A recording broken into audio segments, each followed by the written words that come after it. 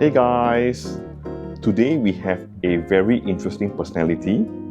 He is quite huge online. He has a huge following and he can get a bit crazy, funny. He's always quite funny actually, and sometimes very controversial.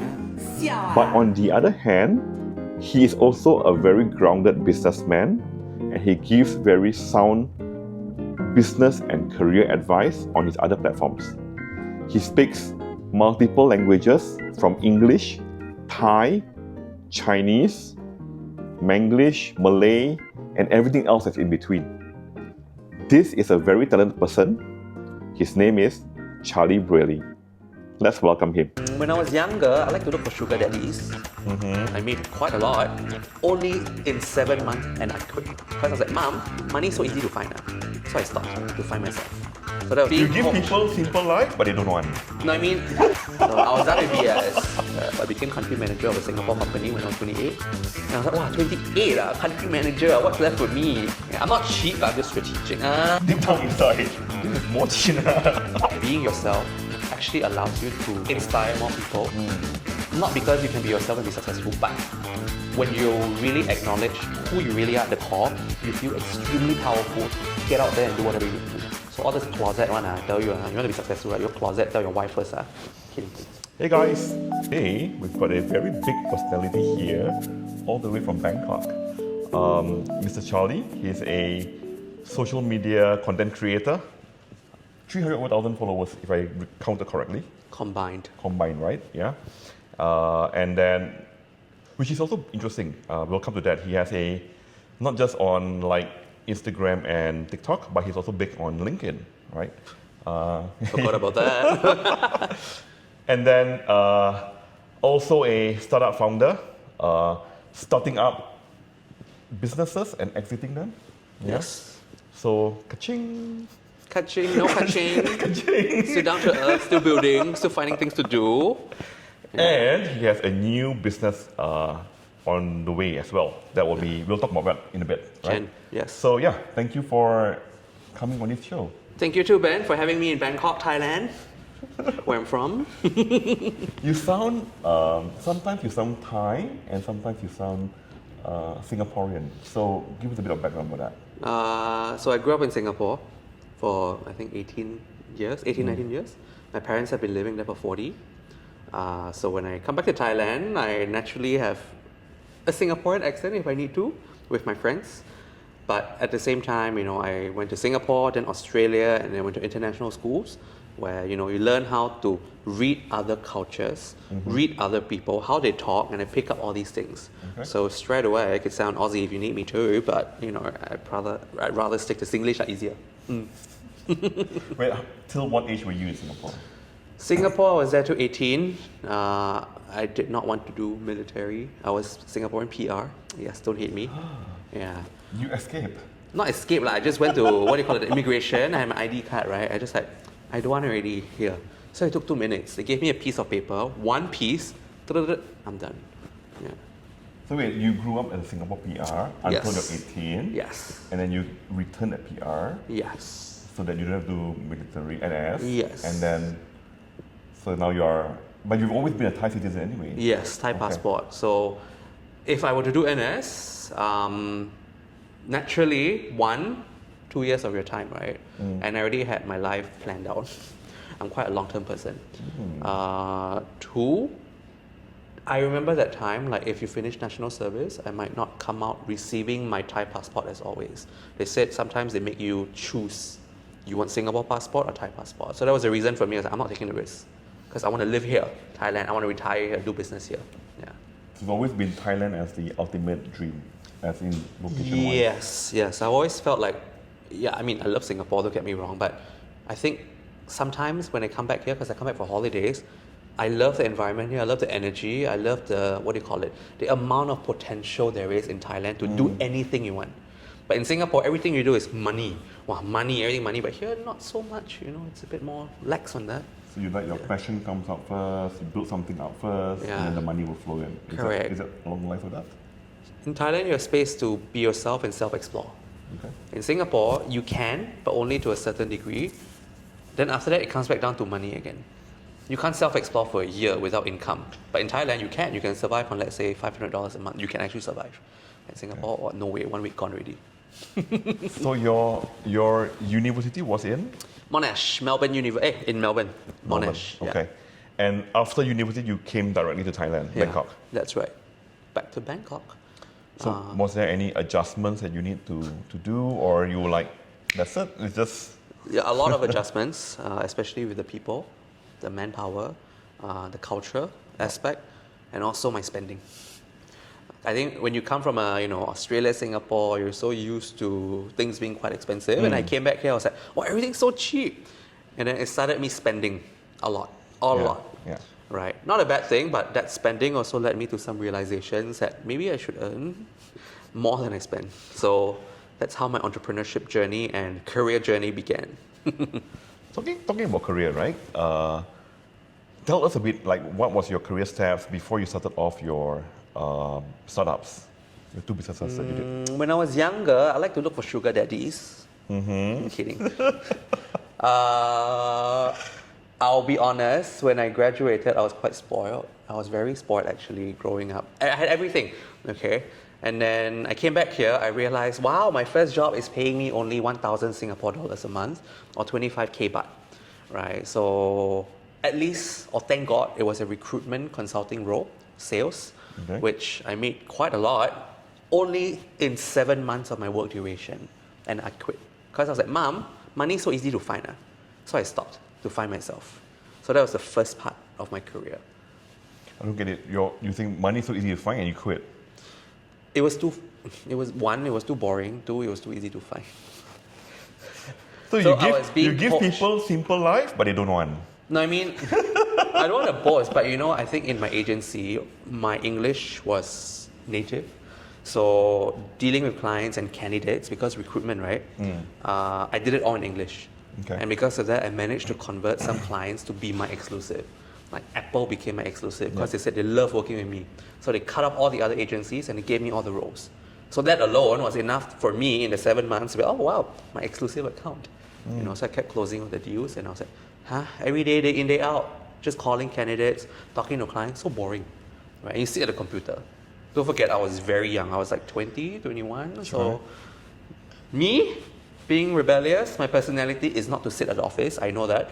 But at least I know now, I know how to make money. Okay. Right. So straight away, I told myself, this is my plan B. This is a skill that is valuable because I had offers coming in from Singapore, other top companies in Thailand. So I was like, wow, I made a name for myself. Sure. Bye-bye. If you hear of some things, sometimes people say when you're at the top already, it's time to go. Or near the top already, it's time to go because you learned enough. Okay. Yeah. At least for my age. I'm not saying I'm the best. Yeah. So 7 months, and then where did you go? I went to spend all my money. I was a spoiled kid, right? So my friends, naturally from university, all got money one. So we went partying in Hong Kong. I flew first class at the age of 21, spending on all the stupid things. Open table already, how much? $5,000. Like, it's okay, it's on me. So that's where all my money went. Shopping, eating. I love eating back then. I was skinnier. And then I spent it almost all. Then I realized, okay, what to do next? A bit lost. And I, one day, went to interview for Chanel. Because I was like, Chanel is interesting. Being the kid that I was like, yeah, I'm probably going to get it. I speak Chinese, English, Thai. I went in, I could not answer the interview question. Right? But that's not the point. The point is, I uploaded on social media. A friend saw me interviewing at Chanel, and she said, Charlie, I know someone right now sitting in the office next to Chanel. He is a very prominent business person from Hong Kong looking for a right-hand man. Are you interested to interview? So I did. And I think I spoke for 3-4 hours after that, and I got the job at midnight. So that was the beginning to someone mentoring me and showing me how things are done in the startup world and the business world. So this is a Hong Kong businessman based out of Thailand? He has businesses here. Okay. And also Hong Kong and also China. Prominent. I'll use the word prominent. Yeah. Great experience learning how to build businesses without his, what do you call it? He doesn't hold your hand. He'll give you like, okay, can you do this? Can you get this into Lotus supermarket? Okay, go figure. I was like, wow, okay, that's really entrepreneurial. Your budget is only this much. Or actually, no budget. You tell me how much you need. I was like, okay. Yeah. So I was a bit lost in the first year, but thank God this kind of role fits me. I like to break barriers. I like to break boundaries. I'm quite rebellious. So, boom, I just follow whatever he asked me to do lah. Yeah. So with him, I was part of 3 startups and 2 of my own. Yeah. Which he supported on the investment front. That's it. The rest all me. I was the business front. And usually my other partner who we introduced to would be the technical people. So you did a job with him for a couple of years? So my job with him was actually right-hand man, an entrepreneur in residence for I think 2 or 3 years. During that time, he has other startups he was trying to incubate as well. Yep. Surprisingly, a lot of them were foreigners at the helm. So my role was to build my own that he gave me, plus help the other foreigner-led startup companies do BD as well. So do anything. Yeah.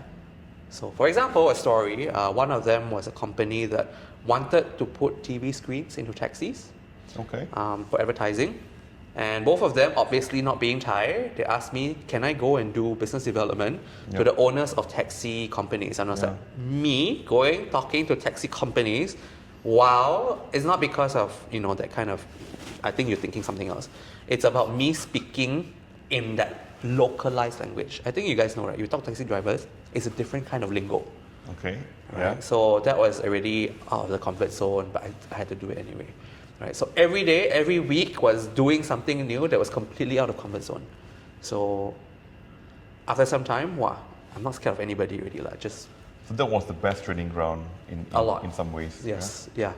I got a salary, a very small one, but at the same time, I also had shares in companies that he would invest in. One of which was a investor platform, and the other one was an AI chatbot company. Yeah. That's the one you exited, right? Yeah. So at the age of 22, 23, I think very young but yeah, young and crazy, young and rebellious. That's me. Yeah. And then you move on to start up your own businesses, eventually. Yes and no. So remember the story about recruitment being boring? Startups also got boring, right? So exited already. Now what? Okay, chill lah. No, right? So I was like, okay, something is missing in my plan, which is understanding the local market or corporate. The Thai mindset. So I signed up for True Corporation, which is a local telecom company and digital company, and I got the job. According to HR, I was the youngest ever manager of that level to be accepted into the company. That's youngest ever. It's quite something that most Thai people want to work in that company, right? It's like a dream. Yeah, top 10. Right, but it wasn't my dream. I was just like, okay, you know what? This is an interesting role, interesting company. I try apply, and then I got a manager role. I was like, wow. And they said, you cannot tell them your salary. You cannot breathe a word to other people around. Some people have been there 10 years. They don't even get half your salary. So, okay, thanks. Yeah. So yeah, corporate life, True Corporation for 2-3 years. Looked after, once again, entrepreneurial mindset. 2 buildings in Siam for co-working space and digital center. Okay. Yeah. I think I've been there. Yeah. I passed by it, Yeah. The concept, kind of by me and my team. Managed the startup ecosystem. Going to universities, being the judge, mentoring them. A lot of things. I was in the innovation team. Perfect. Yeah, for a period of time. Yeah. So after that, once again, it's not boring, but when you learn enough about how the local culture works, how the Thai mindset is like, how corporates work in Thailand, and I was like, that's enough. Okay. I'm done. Everyone reaches a point where I don't want to deal with politics anymore. Okay. I don't want to deal with the bullshit that all my C-levels would pretend to be doing something, but no work is done. It's just for show. I think you guys know that in politics, in the corporate world, it's about your visibility. It's about you're here. Sure. I can do the best, but actually, execution is BS. Okay. So I was done with BS. I'm someone who does things. I say something I want to do, I do. But all these BS, they say, yeah, Charlie, according to the big boss, he said this. I was like, say this, you interpret one, right? Or actually, he said this. Yeah. Okay. I was the only one, because I was non-Thai, questioned back. And that's why a lot of people didn't like me. Yeah, up there. That would have gotten a bit of a... But they understood. But I was young, so I used the young card. Yeah. So that's corporate step 1. Yes. I did a lot. Okay, to summarize for you, I think my corporate life was interesting. Sure. Somehow I proved myself. I became country manager of a Singapore company when I was 28. And I was like, wow, 28, country manager, what's left for me? Wow. Okay, and I did enterprise sales. So all the connections I built up over the years strategic lah, right? Country manager, I have to open doors, right, to sell a few $100,000 worth of software into companies. So yeah, I stopped. Sorry, I got the job at 28, and then a year and a half-ish later, I was like, yeah, done. It was during COVID, so it was quite stressful once again being behind a computer. So I was like, bye-bye, I'll do my own thing. So tell us more about the startup that you did, Resume. Yeah. Yeah, and the other one, Startup Breed Recruitment. So Startup Breed Recruitment first, it's just a recruitment company helping startups, but I'll go into that later. So Resume started when I was at True Corporation. I had so much time because Singaporean upbringing, I finished my work very fast. So I have time. So remember I said I start in recruitment? Yeah. When I start in recruitment, I see problems in the market. Resumes were horrible, career profiles were not up to par, people were smart but they couldn't express it. So I was like, okay, you know what, let's just start a small company on the side hustle, open a Facebook page. I started with 30,000 baht, 1.2k Sing, just to create a community, do workshops, leverage my resources. I was working at True, so I told them, can I use your spaces for free? In exchange, I run workshops. They said, okay. So I actually earn money from, everything you can leverage on. Yeah, so anyway, I'm very entrepreneur. Huh? I can work with you, just $500, I can make things happen. This is more cheap. Deep down inside. Yeah, I'm not cheap, but I'm just strategic. Okay, I think that's the word. So Resume started doing True, workshops, blah, blah, blah. Fast forward, it was doing quite okay until COVID.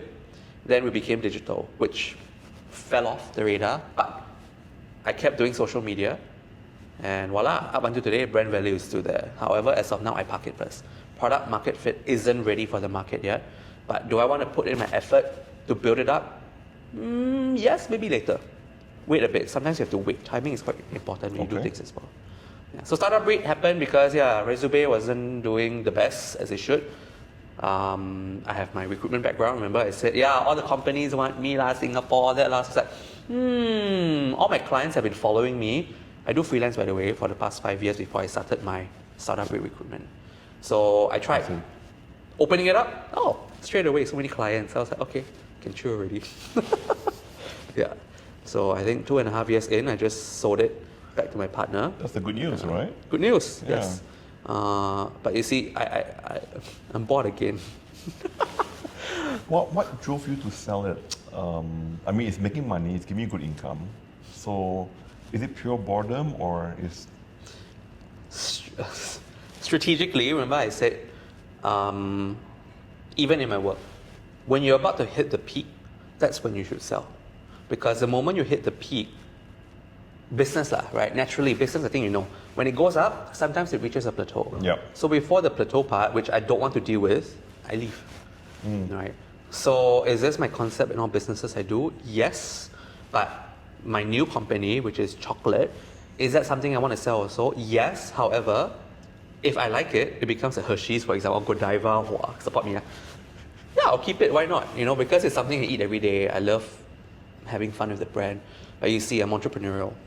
I want to be able to have fun while building it. Okay. Yeah. Not being told by investors or whatever to do it like this, which is great lah. But I like to be not the word control, sorry. I like to have my ownership in what I do in the company. Yes. Okay. We'll ask one last question about your career before we move on to your social media. Yeah. What would be your biggest achievement, and maybe also the failure in your career so far? Can say or not? Can. Biggest achievement, is leading me to meeting you today, ma. If not, then you wouldn't see me online and call me out. Oh wow! I melted and became part of the sofa. Okay, on a serious note, biggest achievement is I have allowed myself, I'm a spoiled kid, to humble down every time I build something. It's called the humbling period I go through. Even now, in Thai, I call it, you have to lick the floor to understand how to clean a room. Not literally, but when I want to do... Say that in Thai. For the Thai viewers here. ตอนเราจะเริ่มธุรกิจอะไรก็ตามเราต้องเลียพื้น Okay, เลียพื้น because why is a gesture. You bow down all the way. Okay. Right, to your team, to the market, to everything, because your ego is your knowledge. And sometimes your knowledge is not the right answer to building a business. Your experience supports it. Your knowledge has to be built, especially when I enter a new industry like chocolate. I don't know anything, but now I have to figure it out. So instead of me assuming, you can never assume when you do business. Every business I do, I go deep, go into the trenches. What does my customer want? I want to focus on this, blah, blah, blah. Okay, I go in the trenches with you. I go figure it out. I take my time. Foundation must be strong. I don't run. Okay. Some people use money, solve problem. Yeah, sure, I can, but I don't want. Okay, so, sorry. Achievement is I understand how to deal with myself. Okay. And separate the ego from business. And I think this is something I see in some friends as well. Like when you've done a few businesses, you have this pedestal that you're up there, and I can do it. I just hire it. Sure, I also can, but it's not your baby anymore. Yep. And how do you know the business is going to be sustainable if you... The foundation may not be right. Correct. Right? Yeah. But foundation strong already, you can run.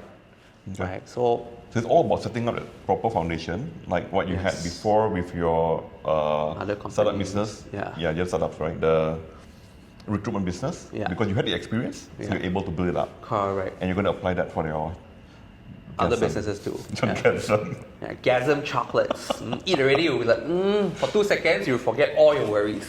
But premium, Anyway.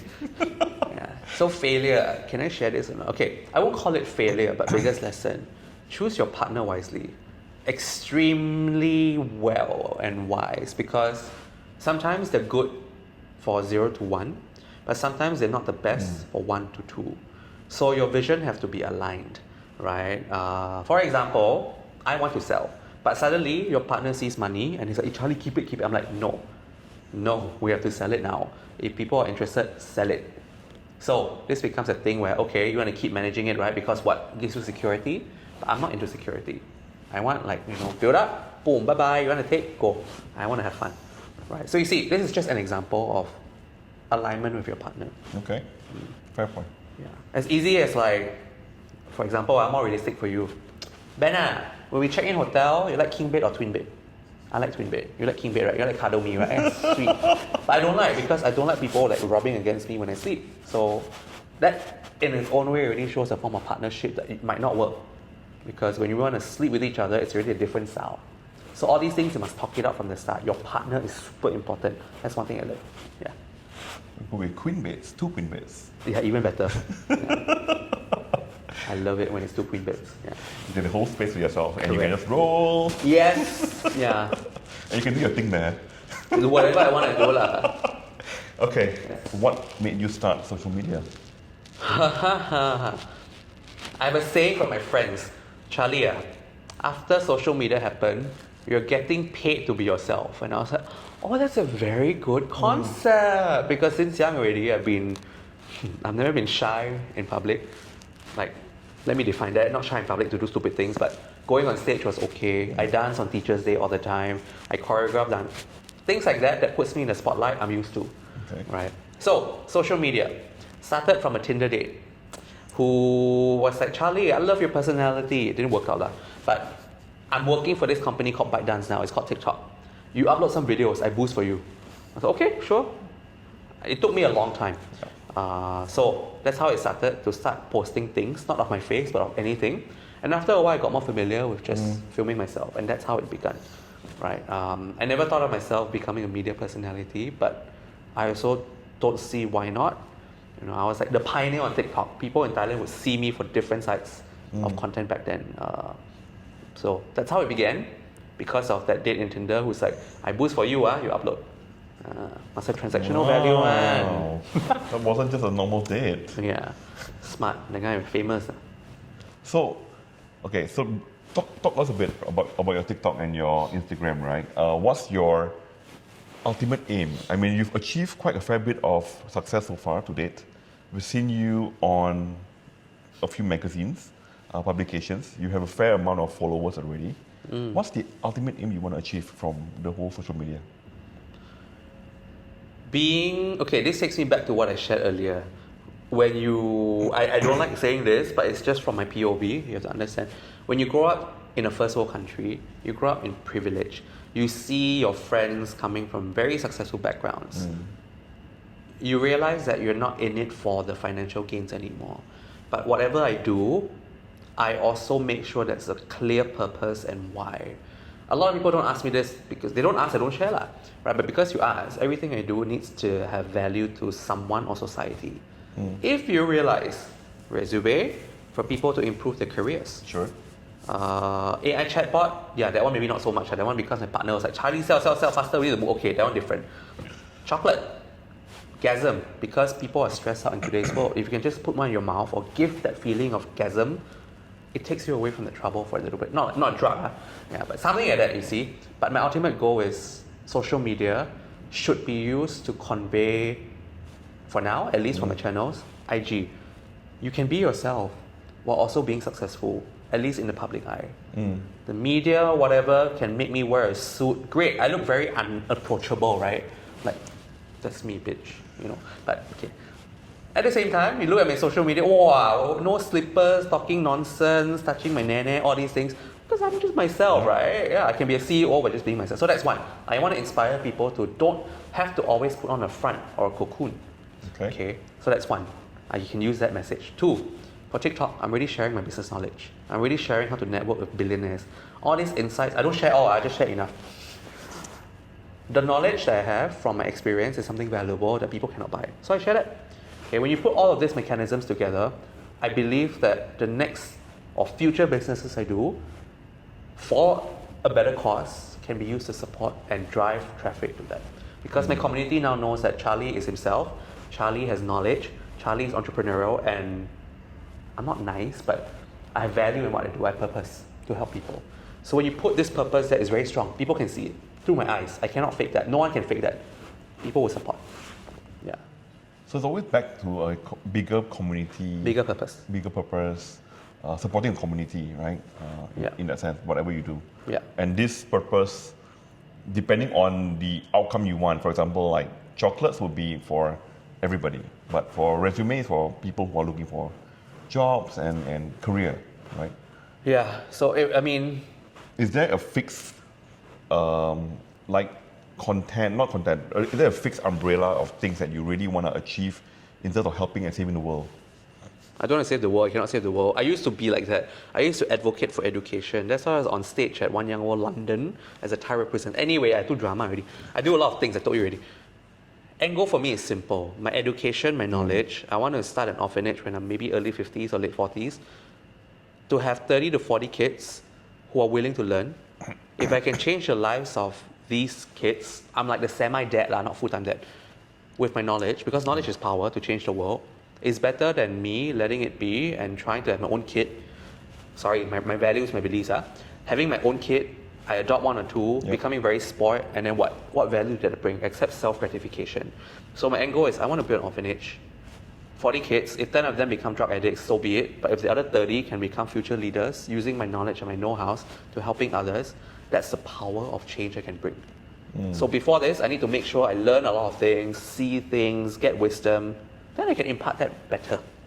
Right? Because end of the day, the world is not about textbooks and theory. It's about human interaction, psychology, and how you actually bring value to the people around you. So behind this funny personality on TikTok, Instagram, is actually a very serious person with a bigger heart. Right? A very big heart. Yeah. You see, people say this all the time. You do things, you need to have purpose. I can do things for money. I'll be bloody rich right now, I can tell you. But what does that give me? Emptiness. I'll be hanging out with people who wants a Birkin, a new bag. It's material that does not last long. It's like a drug. You take something already, it lasts for a certain while. You wake up the next day, I need more. Same thing. So when you latch yourself onto material or things that are very short-lived for perceived happiness, it doesn't last long. Right? I've been shown that when I was younger, so I'm lucky. That's why I say I come from privilege. I've been shown that. And it does not, it's empty. My friends are still sad and unhappy. They're billionaires, but they're still unhappy because their parents are never there for them, family abuse, issues with boyfriend, girlfriend because they don't know how to humble themselves. A lot of rich people problem. But that's not the point, but I'm just saying purpose is super important. If you do it for the better of others, you can keep going. That's it. Simple as that for me. Yeah. So today, walking down on the streets of Bangkok, now that you're, people know you from TikTok and everything, has people stopped you? What have they talked to you about? What do they come up to you in? Recently, actually just last week at an event, I did a TikTok content to share, guys, this is a rare event to teach you how to be a digital nomad. I did not expect anything. They said got commission on ticket sales.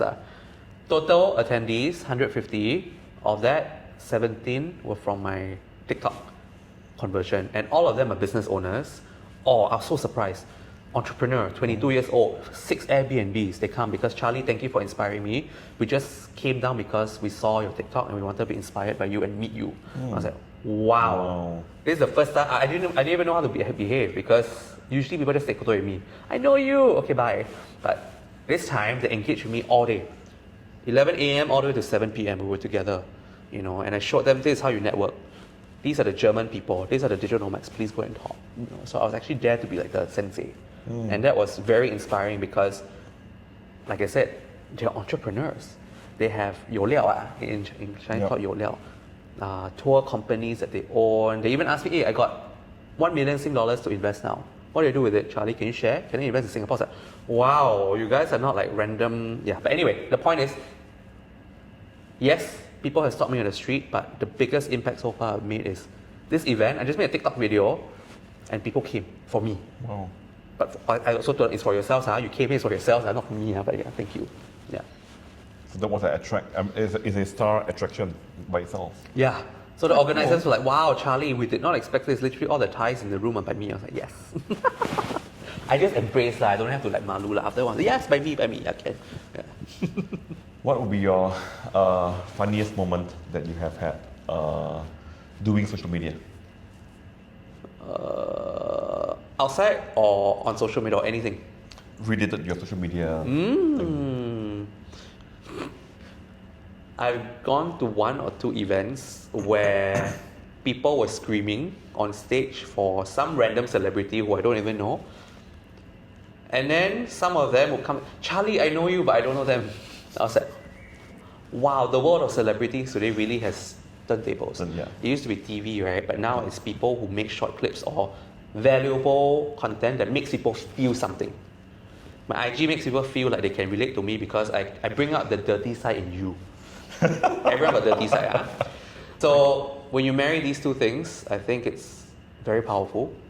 It inspires. It makes people feel something. And that's how social media should be used when they call you an influencer. Okay. Right? At least in my opinion. How do you feel on that night? I'm when so that statement was made? Now. I was just like, wow, okay. Once again, wow, okay. I'm used to it. Okay, at first a bit funny lah. I go airport in KL, in Singapore, in Jakarta, people will be like, you? I was like, yeah, it's me.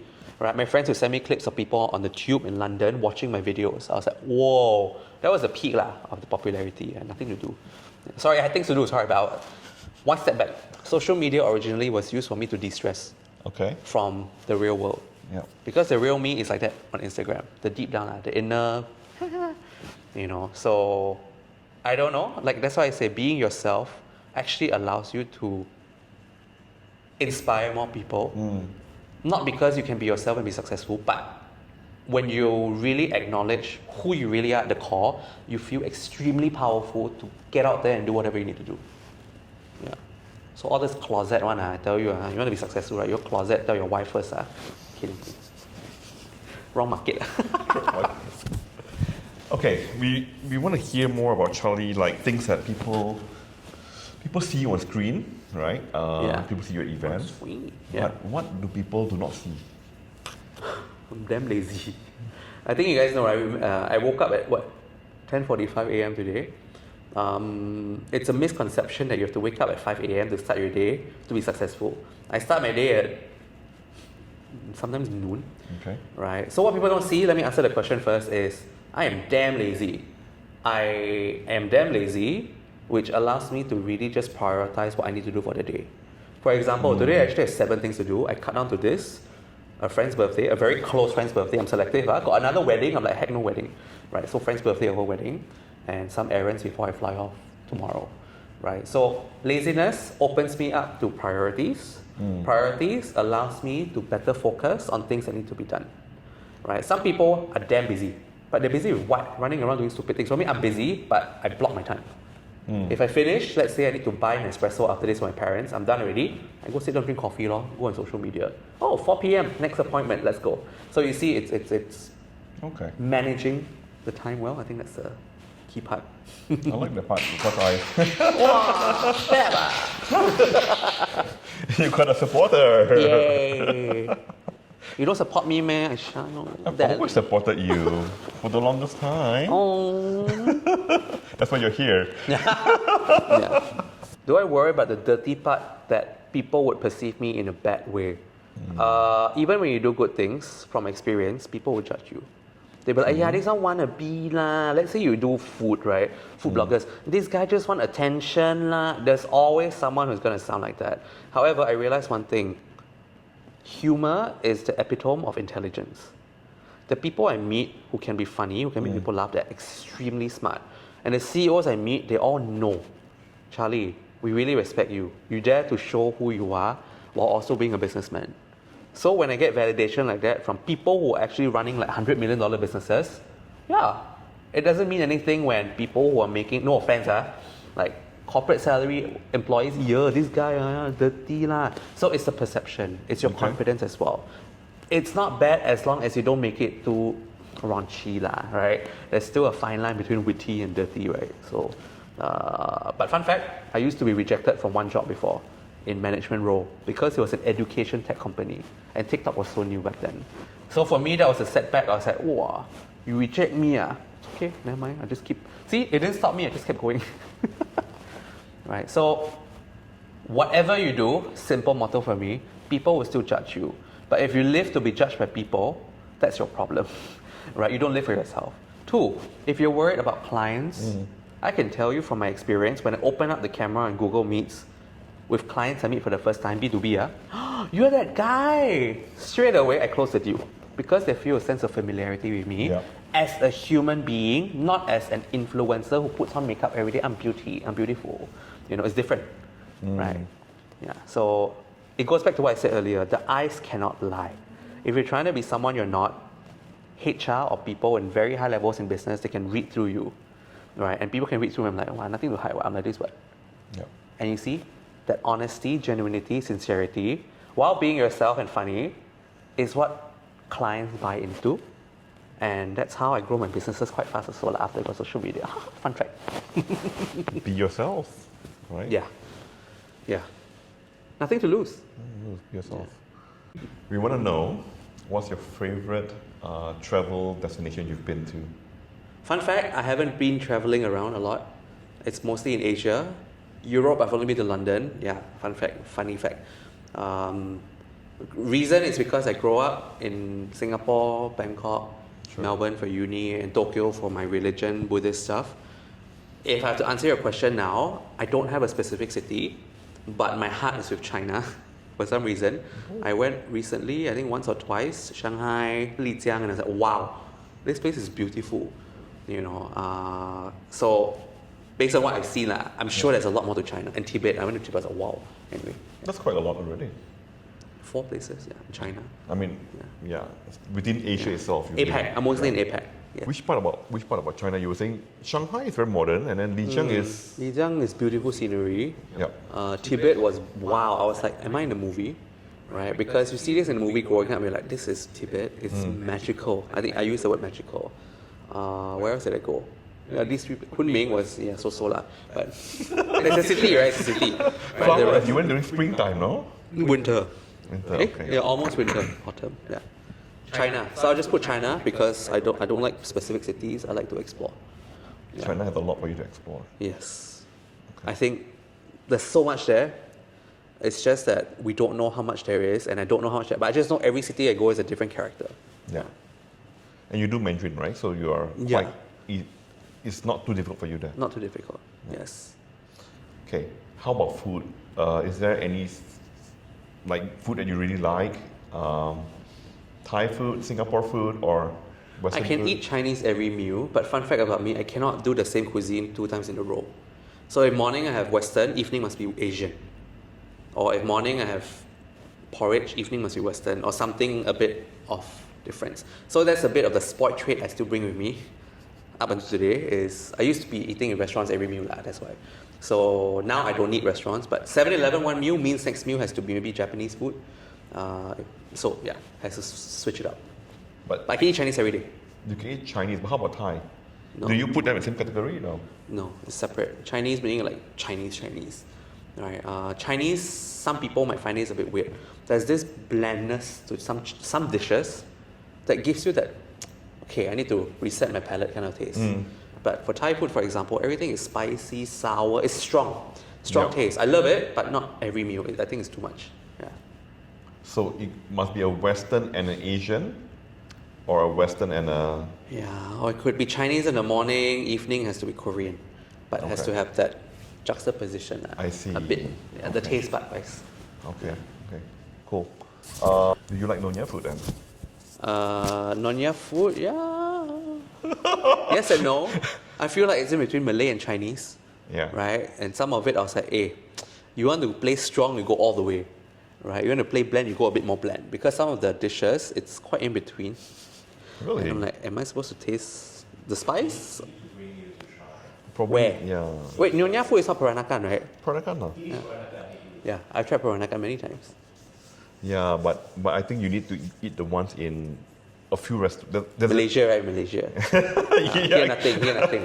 Singapore also, I don't think can compare. I think there's a few restaurants that you really need to try that would be closer to home and the kind of taste that you wanted. Yeah. The extreme would be there. You take me when I go Malaysia, take You me. gotta come to Kuala Lumpur. KL only, okay. Penang don't have okay. Penang, you know, right? Penang and KL and Penang and Singapore Nyonya food is different. Oh, I didn't know that. Different, yeah. So Penang one's a bit more Thai influence, and then Singapore one is more Malay influence. Got it. Okay lah, one Yeah. day try it. Come KL. Yeah. I'm from Malacca. Wow. Okay, I don't we will cut this out. If this was the early 1900s, I think all the ladies lining up for you outside. 我要跟你结婚。 then they speak. Oh yeah, but they will speak Melayu. They speak Malay patois. Suamiku lah, aku mau kamu become my suami. You can do your languages, right? Yeah, I can, but Wait, what language do you speak? English, Chinese, Thai, Japanese, Bahasa Indo to a certain degree, but I don't use it a lot. I forget. Even my English is getting worse now. Where did you learn all these languages? School? Yeah, school and after school. Indonesian? Yeah, my friends were Indonesian.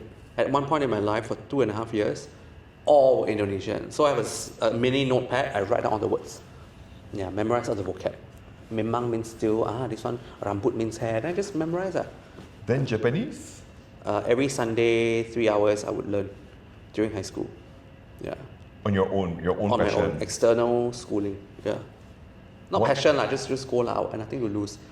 Know why? I think it's just more of like challenging. But why Japanese? Why not Spanish, French, or... I did Spanish in university. I can read and write Korean. I did Korean after Japanese. I realized it's quite boring.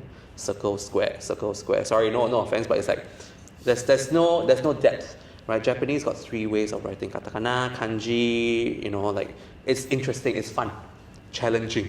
You like things to be challenging all the I time. like difficult things. My friend said, Charlie, sometimes your business is doing so well, but you lazy already. I'm like, yeah, it's not fun anymore. Yeah. So, yeah. I think you start to see the values or principles of my life starting to go into the things I do also. Yeah. So I'm part of a Japanese Buddhist association called Shinyuan, right? So Japan is where the head temple is. So I go back there for spiritual practice. And this is also another side of me that people don't know. There's actually a lot of spirituality that goes on, right? For self-improvement, to help people. It's something that I've had since I was young, right? So Shinyuan, sorry, go ahead. Is this your religion? Yeah, you can say it's my religion, yes. So it's Buddhist, but it's just the way of practice in this teaching is you do for the sake of others.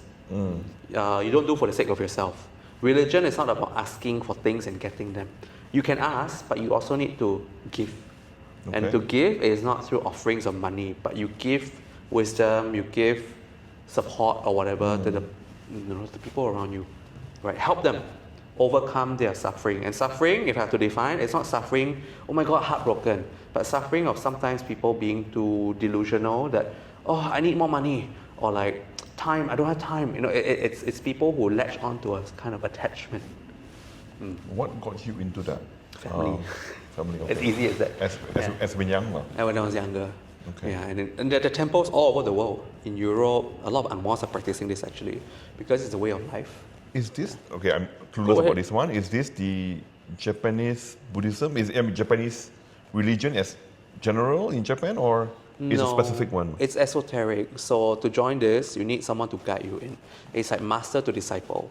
Okay. Right? So visualize this. You walk into a Thai temple, any temple now, straight away you think you go in, you ask for things. However, that's not the concept of religion to begin with. Like people who are Christians, you go in, you read this Bible that for first timers, you're like, huh? What lamb lah, what St. John lah, I don't know. But all these are symbolisms of something with a deeper meaning that they try to share with you for you to practice in your daily life. Yeah. Same with Buddhism. Buddhism a bit more chim in another way lah. A lotus blooms only in mud water. You know that kind of stuff. Yeah.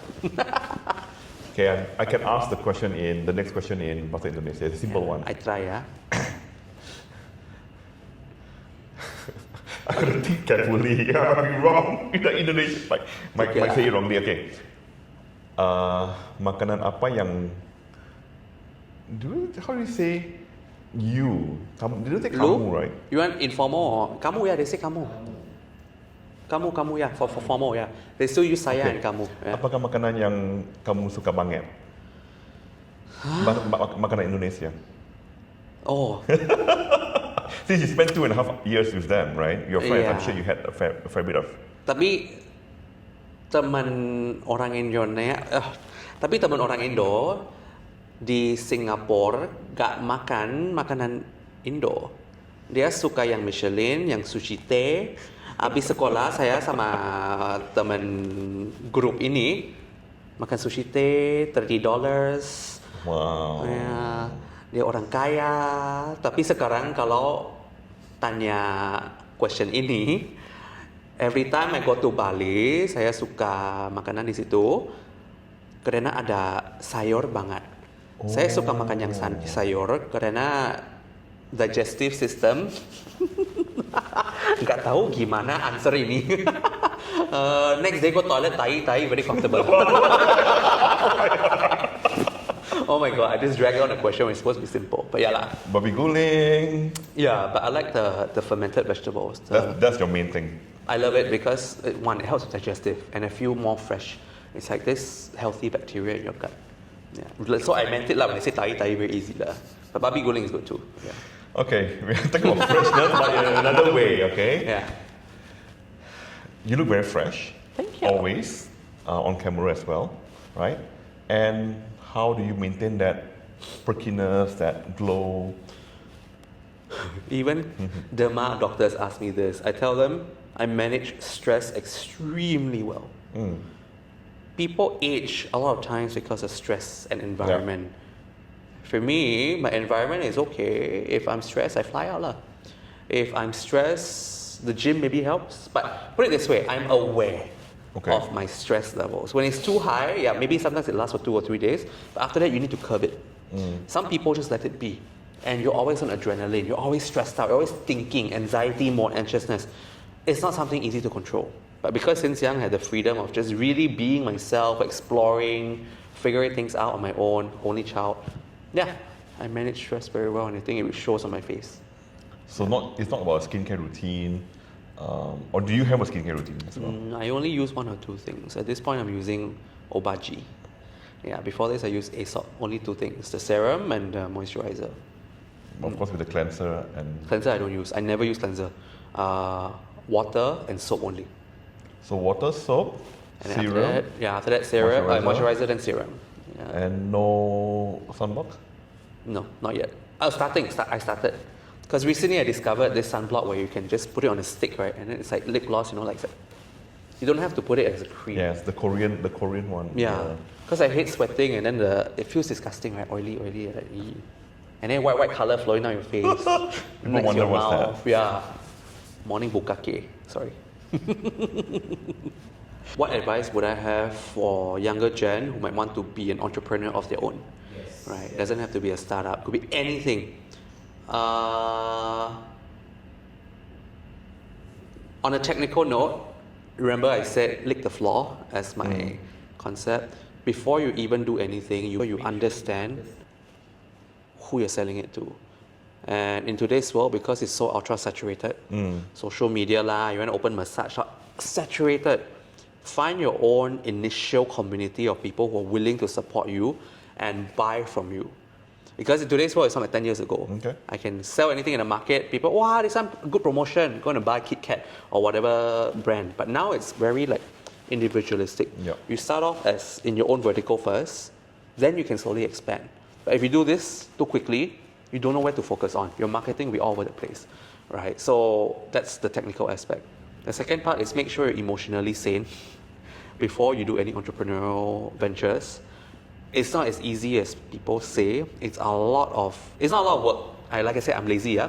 I know how to structure things and maintain it, but it's a lot of emotional demand, right?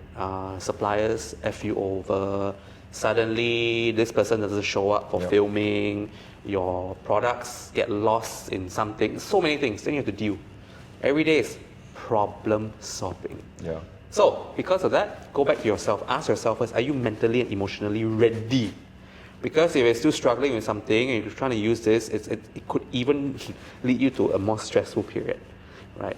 So, that's on the nicer side lah. Make sure you're emotionally ready. Your fire, your purpose is clear enough for you to kick it off. Because it's not about doing it. It's about the every day that you have to think about it and do it until it reaches a certain step. Yep. My chocolate business could take 5 years to reach something in the market. I don't know. 5 years is still 5 years. But have I told myself I have to be in it for 5 years? Yeah, I'm ready.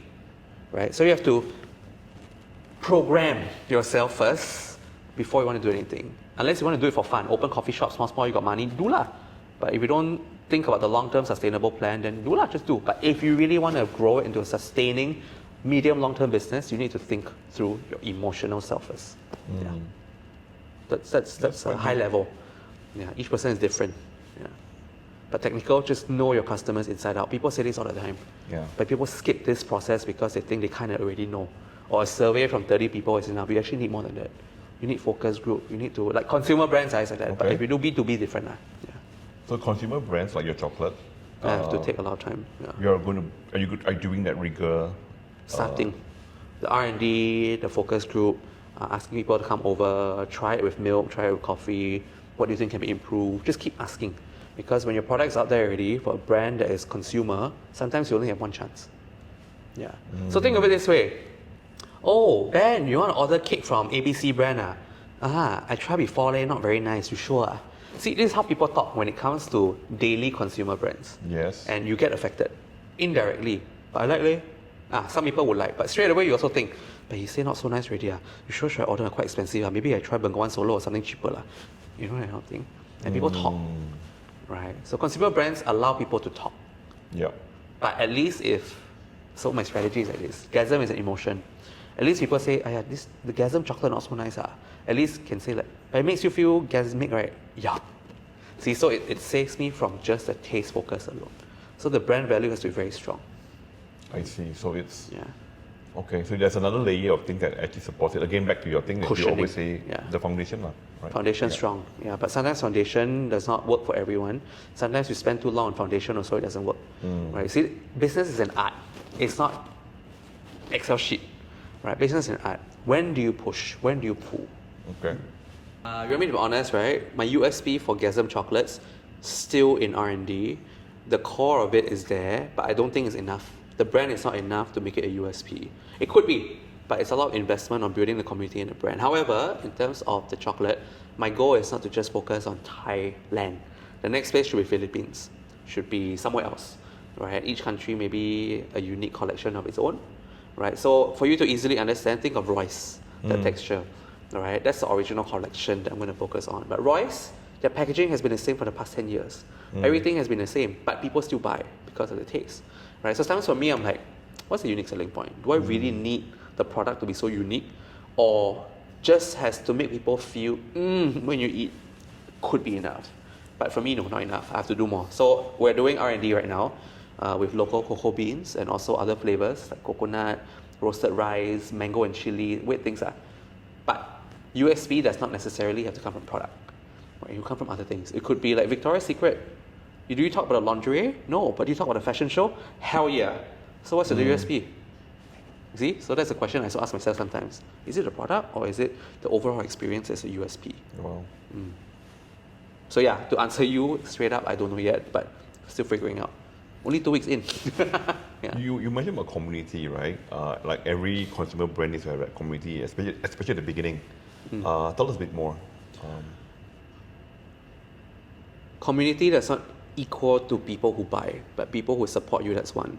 Two, potential customers who could buy, right? But for people to really buy, you still have to go through the customer journey of like, why do they want to buy from you?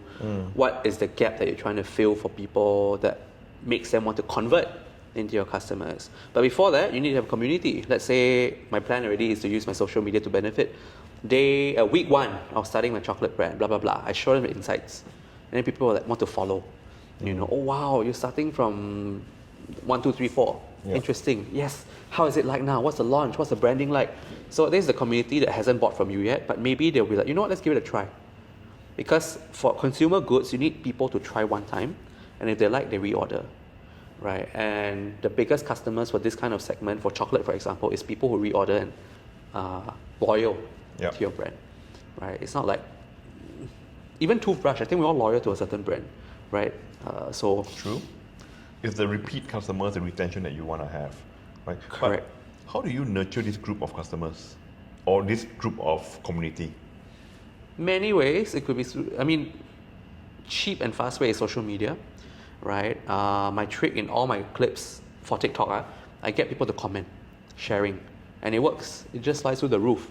Comment if you have opinions on this. So people always forget this part, but that's only one of the way to build the community online. But the next part of my idea is the experience, the customer journey, the touch point, right? Can I do events? Can I do something that is a weird campaign that is really interesting? Can I fly out my first 5 customers to Phuket for an all-purpose paid trip, and then we make video about them? So many things can do, right? But the community is about showing authenticity. It's not about focusing on, oh, you're my tribe, I'm your tribe. No, it's about okay, if you want to give me a try, like warming up the leads, right? So yeah, social media, 2, the customer experience, online, offline. 3, pop-up booths, right? And that's where you get to interact with people. They meet you for the first time, you talk to them. Yeah. So I'm even thinking when I do pop-up booths, I'm not going to sell. It's just get people try. When people want it, I'm like, I'm sorry, I don't have. It's like a Birkin model. This is the first time I think in Thailand people are going to try this. I'm taking a risk. Yeah. Wow, your chocolate cannot buy. Then you open for what? I'm like, wait and find out lah. Wow. Yeah. You have to be daring. Sometimes you have to take risks. See, so I'm even viewing it like a Birkin because it's that good. I've tried it before. My partner did it. I was like, wow, it tastes quite good. Good like Royce are not different. Royce is very condensed milk driven. Mine is a bit more like gasm. I really made on your mouth dark chocolate. So wait and see. Yeah. I can't wait to try it. I need to go to the startup, the pop-up booth and say, let me try. Yeah, VIP only, word of mouth only through Instagram. Yeah, we'll get a box on the side though. One only, more lah. You don't sell. You said I give you. You don't sell it, right? You said not allowed to buy. You have to put QE number. Yeah. Like the Rolex ad, right? I think that could be an interesting model. Maybe some flavors could be got gold leaf on it, right? Or even some flavors blessed by, the brand. Some brands in Thailand, they use the blessings. Like some jewelry brand, some amulet brand, blessed by the monks for a certain reason. Like, you wear this for success, you wear this for love. I can be like, these gold leaf that has been pasted on the chocolates have been blessed by monks for career success. You want or not? Up to you. I only got 10 boxes, for example. Wow, that's like putting everything in together and... Yeah, so limit the collection, right? Chocolate should be desired. It shouldn't be so easily accessible. For the premium, unique ones. But of course, if you want to taste as a gift, it will always be there, right? So I really I'm thinking this through, right? It's a high risk, high return, right? I could get social media backlash from Thailand, like, you sell for what? You don't sell? People will just feel like, this egoistic CEO or open chocolate brand don't want to sell. You see, but I'm ready for that. It's part of PR also. Yeah. So that's why I use my community to fight back.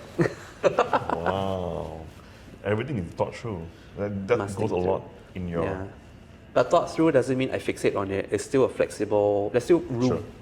I always flexi myself. And it all depends when you launch it and you roll it out. Yeah. When are we expecting it to be rolled out? March. Okay. Yeah, maybe a bit before Songkran. Oh, in Songkran, oh wow, I see new idea. Why not get wet with an orgasm as well? I'm kidding. Because Songkran, everyone come here to get wet, right?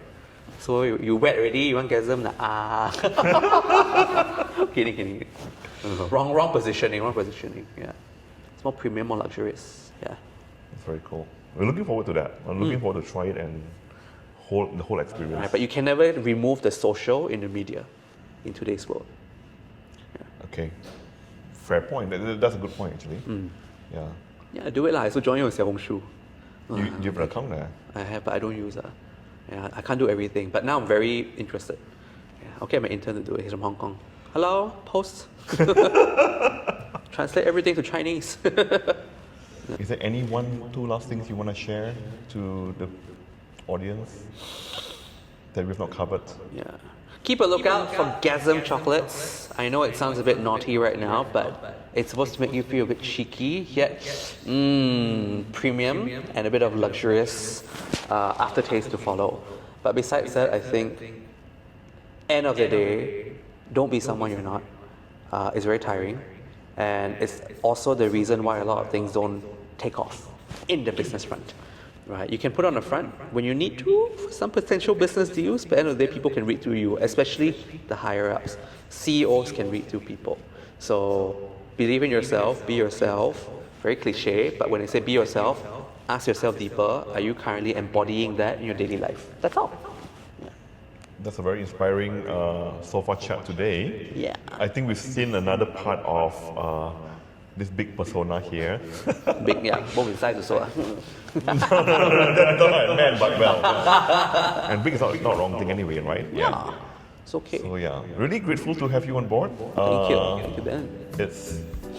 We've just known each other for a couple of months, and he agreed to be on board. So yeah, why not? Amazing. So till then, till another Sofa Chat, we'll see you guys around. Bye. Do this. Okay, not that. Do I? Right. So, Xin Yuan, yeah, sorry, go ahead. Is this your religion? Yeah, you can say it's my religion, yes. So it's Buddhist, but it's just the way of practice in this teaching is you do for the sake of others. You don't do for the sake of yourself. Religion is not about asking for things and getting them. You can ask, but you also need to give. Okay. And to give is not through offerings of money, but you give wisdom, you give support or whatever to the people around you, right? Help them overcome their suffering. And suffering, if I have to define, it's not suffering, oh my God, heartbroken, but suffering of sometimes people being too delusional that, oh, I need more money, or like time, I don't have time. You know, it's people who latch on to a kind of attachment. What got you into that? Family. Family. Okay. As easy as that. As when young, when I was younger. Okay. Yeah, and the temples all over the world. In Europe, a lot of Angmo's are practicing this actually, because it's a way of life. Is this, okay, I'm clueless about this one. Is this the Japanese Buddhism? Japanese religion as general in Japan, or is it a specific one? It's esoteric. So to join this, you need someone to guide you in. It's like master to disciple. Okay. Right. So visualize this. You walk into a Thai temple, any temple now, straight away you think you go and you ask for things. However, that's not the concept of religion to begin with. Like people who are Christians, you go in, you read this Bible that for first timers, you're like, huh? What lamb lah, what St. John lah, I don't know. But all these are symbolisms of something with a deeper meaning that they try to share with you for you to practice in your daily life. Yeah. Same with Buddhism, but Buddhism a bit more chim in another way lah. A lotus blooms only in mud water. You know that kind of stuff, yeah. Okay, you look very fresh. Thank you. Always on camera as well, right?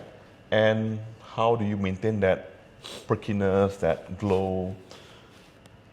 Even derma doctors ask me this. I tell them I manage stress extremely well. People age a lot of times because of stress and environment. Yeah. For me, my environment is okay. If I'm stressed, I fly out lah. If I'm stressed, helps. The gym maybe helps. But put it this way, I'm aware of my stress levels. When it's too high, yeah, maybe sometimes it lasts for 2 or 3 days, but after that you need to curb it. Some people just let it be. And you're always on adrenaline, you're always stressed out, you're always thinking, anxiety, more anxiousness. It's not something easy to control. But because since young I had the freedom of just really being myself, exploring, figuring things out on my own, only child, yeah, I manage stress very well, and I think it shows on my face. So it's not about a skincare routine, or do you have a skincare routine as well? I only use 1 or 2 things. At this point, I'm using Obagi. Yeah, before this, I used Aesop. Only 2 things: the serum and the moisturizer. Of course, with the cleanser and... Cleanser, I don't use. I never use cleanser. Water and soap only. So water, soap, And serum, after that serum, moisturizer, then serum. Yeah. and no sunblock? No, not yet. I started. Because recently I discovered this sunblock where you can just put it on a stick, right? And then it's like lip gloss, like that. You don't have to put it as a cream. Yes, the Korean one. Yeah. Because I hate sweating, and then it feels disgusting, right? Oily. Like, eee. And then white color flowing down your face. People wonder what's that. Yeah. Morning bukake. Sorry. What advice would I have for younger gen who might want to be an entrepreneur of their own? Yes. Right. It doesn't have to be a startup. Could be anything. On a technical note, remember I said lick the floor as my concept. Before you even do anything, you understand who you're selling it to. And in today's world, because it's so ultra saturated, social media you want to open massage shop, saturated. Find your own initial community of people who are willing to support you and buy from you. Because in today's world, it's not like 10 years ago. Okay. I can sell anything in the market. People, wow, this is some good promotion. Going to buy Kit Kat or whatever brand. But now it's very individualistic. Yep. You start off as in your own vertical first, then you can slowly expand. But if you do this too quickly, you don't know where to focus on. Your marketing will be all over the place, right? So that's the technical aspect. The second part is make sure you're emotionally sane before you do any entrepreneurial ventures. It's not as easy as people say. It's not a lot of work. Like I said, I'm lazy. Yeah? I know how to structure things and maintain it, but it's a lot of emotional demand, right? Suppliers F you over. Suddenly, this person doesn't show up for filming. Your products get lost in something. So many things. Then you have to deal. Every day is problem solving. Yeah. So, because of that, go back to yourself. Ask yourself first, are you mentally and emotionally ready? Because if you're still struggling with something and you're trying to use this, it could even lead you to a more stressful period, right? So, that's on the nicer side.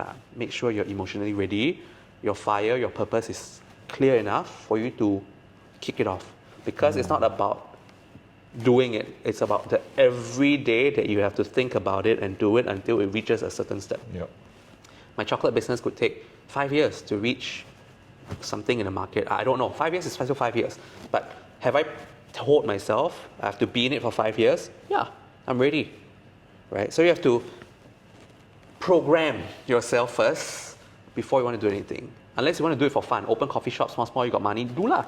But if you don't think about the long-term sustainable plan, then do lah, just do. But if you really want to grow it into a sustaining medium long-term business, you need to think through your emotional self first. Yeah. That's a high level. Yeah, each person is different. Yeah. But technical, just know your customers inside out. People say this all the time. Yeah. But people skip this process because they think they kind of already know. Or a survey from 30 people is enough. You actually need more than that. You need focus group. You need to, like consumer brands, I said that. But if you do B2B, different. Yeah. So consumer brands like your chocolate, I have to take a lot of time. Yeah. Are you doing that rigor? Starting the R&D, the focus group, asking people to come over, try it with milk, try it with coffee.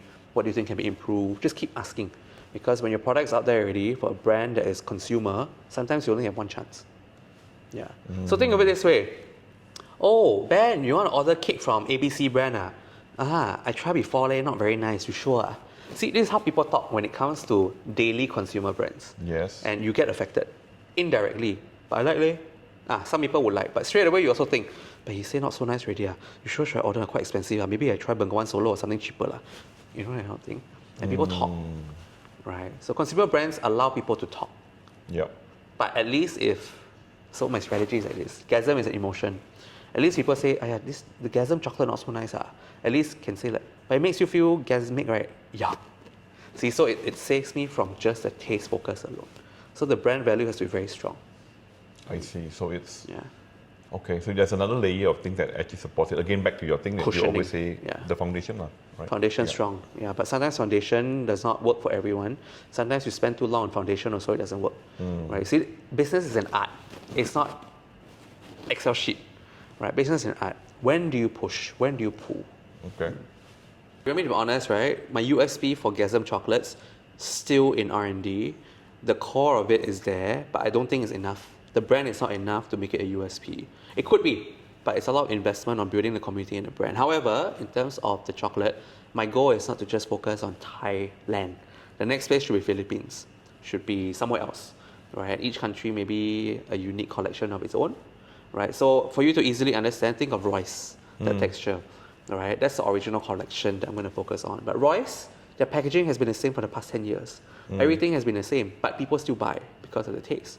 Right? So sometimes for me, I'm like, what's the unique selling point? Do I really need the product to be so unique? Or just has to make people feel, when you eat, could be enough. But for me, no, not enough. I have to do more. So we're doing R&D right now with local cocoa beans and also other flavors like coconut, roasted rice, mango and chili, weird things. But USP does not necessarily have to come from product. Right? It will come from other things. It could be like Victoria's Secret. Do you talk about lingerie? No. But do you talk about a fashion show? Hell yeah. So what's the USP? See? So that's a question I also ask myself sometimes. Is it the product or is it the overall experience as a USP? Wow. So yeah, to answer you straight up, I don't know yet, but still figuring out. Only 2 weeks in. Yeah. You mentioned about community, right? Like every consumer brand needs to have that community, especially at the beginning. Tell us a bit more. Community does not equal to people who buy, but people who support you, that's one. 2, potential customers who could buy, right? But for people to really buy, you still have to go through the customer journey of like, why do they want to buy from you? What is the gap that you're trying to fill for people that makes them want to convert into your customers? But before that, you need to have a community. Let's say my plan already is to use my social media to benefit. Week 1 of starting my chocolate brand, blah, blah, blah. I show them the insights. And then people want to follow. You know, oh wow, you're starting from 1, 2, 3, 4. Interesting. Yes. How is it like now? What's the launch? What's the branding like? So there's the community that hasn't bought from you yet, but maybe they'll be like, you know what, let's give it a try. Because for consumer goods, you need people to try one time, and if they like, they reorder, right? And the biggest customers for this kind of segment, for chocolate, for example, is people who reorder and loyal to your brand, right? It's not like even toothbrush. I think we're all loyal to a certain brand, right? So true. It's the repeat customers, the retention that you want to have, right? Correct. But how do you nurture this group of customers or this group of community? Many ways. It could be, cheap and fast way is social media, right? My trick in all my clips for TikTok, I get people to comment, sharing, and it works. It just flies through the roof. Comment if you have opinions on this. So people always forget this part, but that's only one of the way to build the community online. But the next part of my idea is the experience, the customer journey, the touch point, right? Can I do events? Can I do something that is a weird campaign that is really interesting? Can I fly out my first 5 customers to Phuket for an all-purpose paid trip, and then we make video about them? So many things can do, right? But the community is about showing authenticity. It's not about focusing on, oh, you're my tribe, I'm your tribe. No, it's about okay, if you want to give me a try, like warming up the leads, right? So yeah, social media too, the customer experience, online, offline. 3, pop-up booths, right? And that's where you get to interact with people. They meet you for the first time, you talk to them. Yeah. So I'm even thinking when I do pop-up booths, I'm not going to sell. It's just get people try. When people want it, I'm like, I'm sorry, I don't have. It's like a Birkin model. This is the first time I think in Thailand people are going to try this. I'm taking a risk. Yeah. Wow, your chocolate cannot buy. Then you open for what? I'm like, wait and find out. Wow. Yeah. You have to be daring. Sometimes you have to take risks. See, so I'm even viewing it like a Birkin because it's that good. I tried it before. My partner did it. I was like, wow, it tastes quite good. Good like Royce are not different. Royce is very condensed milk driven. Mine is a bit more like Gasm, I really made on your mouth dark chocolate. Oh, so wait and see. Yeah. I can't wait to try it. I need to go to the startup, the pop-up booth and say, let me try. Yeah, or Cannot VIP only, buy, just word try. of mouth only through Instagram. Yeah. Yeah, we'll get a box on the side though. One only, more lah. I know You got don't money. sell. You don't sell. You said I you give don't you, I sell. give you. You don't sell it, right? You said not allowed to buy. You have to put QE number. Yeah. Yeah. Like the Rolex ad, right? I think that could be an interesting model. Maybe some flavors could be got gold leaf on it, right? Or even some flavors blessed by, the brand, some brands in Thailand, they use the blessings.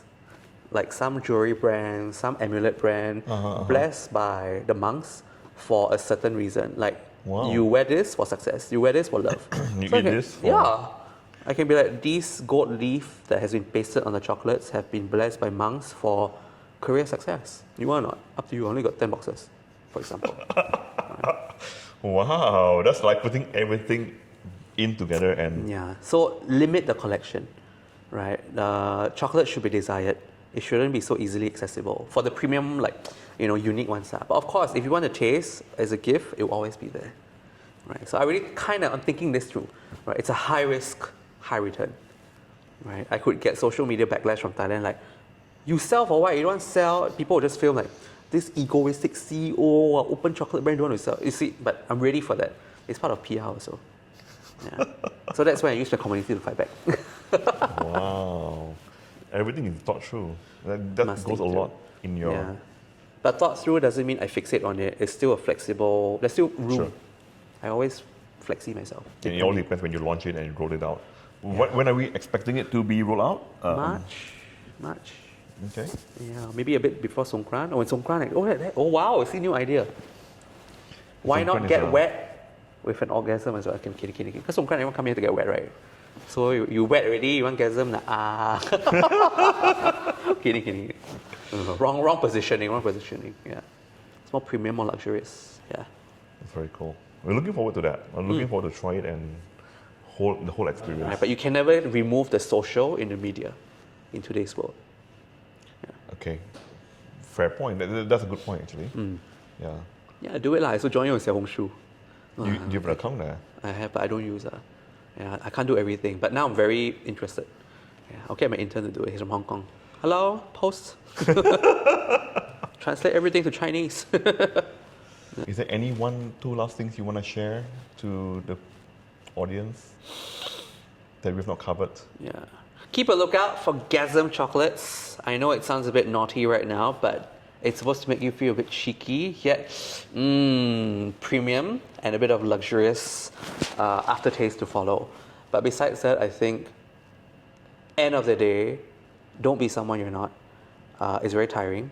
And it's also the reason why a lot of things don't take off in the business front. Right? You can put on the front when you need to for some potential business deals, but at the end of the day, people can read through you, especially the higher ups. CEOs can read through people. So believe in yourself, be yourself. Very cliche, but when I say be yourself, ask yourself deeper, are you currently embodying that in your daily life? That's all. Yeah. That's a very inspiring sofa chat today. Yeah. I think we've seen another part of this big persona here. Big, yeah, both in size also. That's not what I meant, but well. And big is not wrong thing anyway, right? Yeah. It's okay. So yeah, really grateful to have you on board. Thank you, Ben. We've just known each other for a couple of months and he agreed to be on board. So yeah, why not? Amazing. So till then, till another sofa chat, we'll see you guys around. Bye. Do this. He knows that. Of course I know.